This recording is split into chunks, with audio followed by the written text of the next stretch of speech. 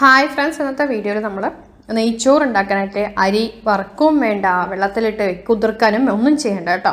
അപ്പോൾ അതിനായിട്ട് ഒരു സവാള അരിഞ്ഞ് വെച്ചിട്ടുണ്ട്, പിന്നെ പച്ചമുളക് 2-3 വെളുത്തുള്ളി ഒരു 5-6 അല്ലി, ഒരു ഇത്തിരി ഇഞ്ചി, പട്ട, ഗ്രാമ്പു, ഏലക്ക, ഇതെല്ലാം കൂടി മിക്സിയുടെ ജാറിലേക്കിട്ട് ഒന്ന് ചതച്ചെടുക്കുക, ഒന്ന് അരച്ചെടുക്കുക കേട്ടോ.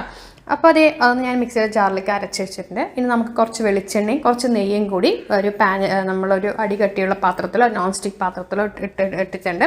ശേഷം ചെറിയ സവാള ആയതുകൊണ്ട് ഞാൻ ഒരെണ്ണം എടുത്തിട്ടുണ്ട്, വലുതാണെങ്കിൽ പകുതി മതി കേട്ടോ. അപ്പം നമ്മളത് ഇതിലേക്ക് ഇട്ട് കൊടുത്തിട്ടുണ്ട്. അതൊന്ന് മൂത്ത ശേഷം നമുക്ക് ഈ അരച്ചെടുത്തില്ലേ പച്ചമുളക്, ഇഞ്ചി, കറിവേപ്പിലല്ല, പച്ചമുളക്, ഇഞ്ചി, വെളുത്തുള്ളി, അതുപോലെ തന്നെ പട്ട, ഗ്രാമ്പു, ഏലക്ക, ഇതും കൂടി നമ്മൾ നന്നായി ചതച്ചെടുത്തത് ഇതിലേക്ക് മിക്സ് ആക്കുന്നുണ്ട്.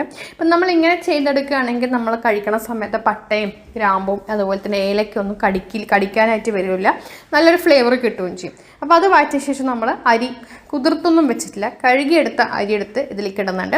അപ്പോൾ അതിൽ ഇത്തിരി വെള്ളത്തിൻ്റെ അംശമുണ്ടെങ്കിൽ അതൊന്ന് ഡ്രൈ ആവാനായിട്ട് ജസ്റ്റ് ഒന്ന് ഫ്ലെയിം കൂട്ടിയിട്ട് 1 മിനിറ്റ് ഒന്ന് ഇളക്കി കൊടുത്തോളും.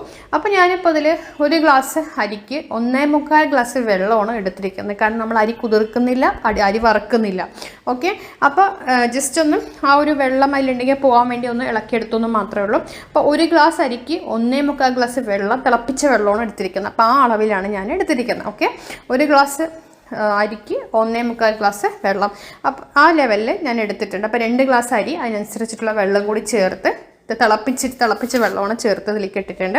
ഉപ്പും കൂടി ചേർത്തിട്ട് ഞാൻ മൂടി വെക്കുന്നുണ്ട് കേട്ടോ. മീഡിയം ഫ്ലെയിമിലാക്കിയിട്ട് മൂടി വെക്കുന്നുണ്ട്.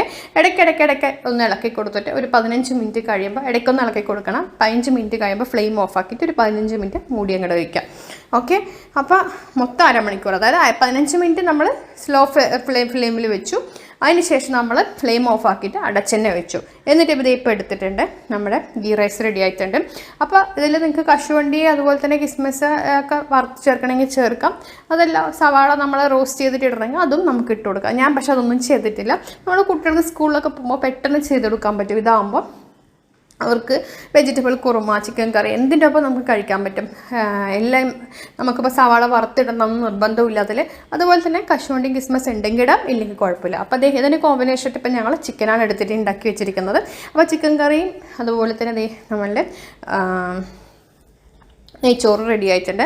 അരിയൊന്നും കുതിർക്കേണ്ട ആവശ്യമില്ല. പിന്നെ അതുപോലെ തന്നെ ചിലവർ അരി വറുത്തെടുക്കുക, അതിൻ്റെ ഒന്നും ആവശ്യമില്ല. നമ്മൾ അപ്പം തന്നെ കഴുകിയിട്ട് അപ്പം തന്നെ ഇട്ടാൽ മതി. ഇതുപോലെ നല്ല ഒട്ടും ഒട്ടിപ്പിടിക്കാത്ത നെയ്ച്ചോറ് റെഡി ആയിട്ടുണ്ട്.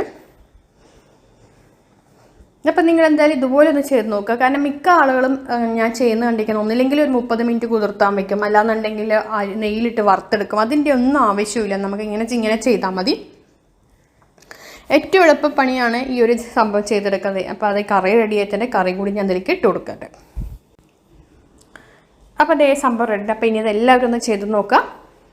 ഇപ്പോൾ വീഡിയോ ഇഷ്ടം ഷെയർ ചെയ്യുക. എല്ലാവർക്കും എളുപ്പമുള്ളൊരു മാർഗ്ഗമാണ്. ശരിക്കും എളുപ്പത്തിൽ തട്ടിക്കൂട്ട് നമ്മളുടെ നെയ്ച്ചോറ് റെഡി ആയിട്ടുണ്ട്.